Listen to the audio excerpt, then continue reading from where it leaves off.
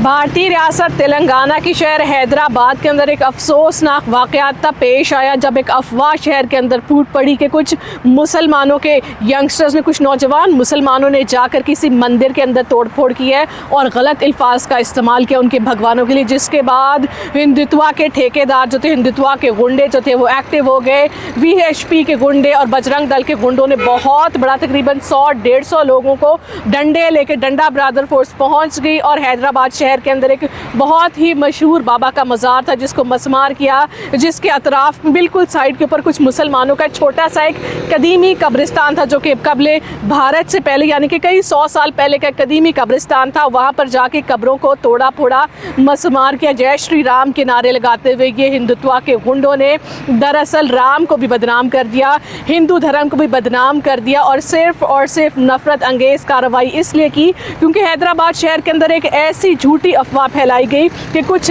नौजवानों ने, कुछ मुसलमानों ने जाके किसी मंदिर के अंदर तोड़फोड़ की है, जिसके बाद पुलिस को वहां पर पहुंचना पड़ा और हालात को अंडर कंट्रोल लाने के लिए पुलिस ने हर मुमकिन कोशिश की, वो भी नाकाम रहे। जिसके बाद ये चला कि कुछ लोगों ने ये झूठी अफवाह फैलाई थी मुसलमानों के खिलाफ, लेकिन अगर ये अफवाह थी तो फिर विश्व हिंदू परिषद के गुंडे, बजरंग दल के गुंडे और RSS के गुंडों ने पहले तस्दीक क्यों ना की। वो तकरीबन 150 लोगों का एक बहुत बड़ा ग्रुप हजूम लेकर डंडे ब्रदर फोर्स लेके कब्रिस्तान को भी मुसलमानों के मसमार किया, मुसलमानों की एक श्राइन को भी बुरी तरह से नुकसान पहुंचाया, जय श्री राम के नारे लगाते हुए भगवान राम को भी उन्होंने बदनाम किया।